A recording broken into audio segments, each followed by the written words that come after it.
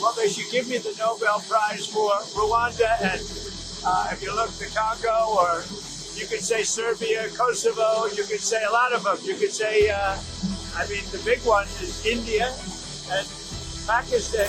Liam Boucher was your former Congressman Matt Gaetz threw out an interesting idea suggesting that if you were to broker a deal where nuclear inspectors go into both Israel and Iran, that you could win a Nobel Peace Prize, and they might even rename it the Trump Peace Prize. Did you hear those? What do you think of that? Well, they should give me the Nobel Prize for Rwanda, and if you look, the Congo, or you could say Serbia, Kosovo, you could say a lot of them. You could say, the big one is India and Pakistan.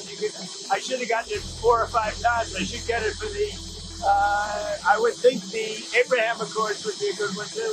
But they won't give me a Nobel Peace Prize because they only give it to liberals. But sending inspectors to have nuclear, or would you support Iran being able to have civilian nuclear energy capabilities up to 3.76%? You know, they're sitting on the top of one of the largest piles of oil in the world.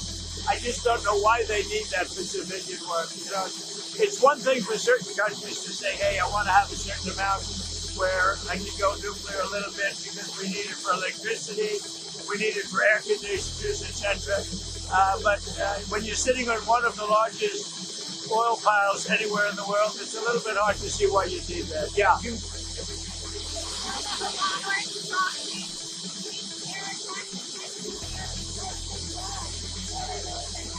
We're always concerned about that, and we have to take them out and be very strong.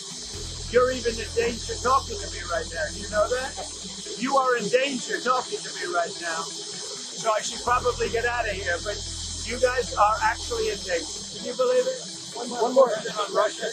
What are your expectations that NATO countries spend 5% of their GDP on defense spending? Well, I think they should do that. I don't think we should, but I think they should. We've been supporting NATO so long. In many cases, I believe paying almost 100% the cost.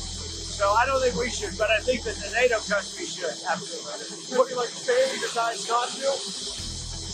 NATO's going to have to deal with Spain. Spain's been a very low payer. They were always a very low payer. They were either good negotiators or they weren't doing the right thing. I think Spain has to pay what everybody else has to pay. Spain has been notorious for low pay. You know who else was the low payer? Just about the lowest? A place called Canada. Because Canada said, why should we pay when the United States will protect us free? And they've been right about that. For Russia, Ukraine, you've been making progress towards a peace deal.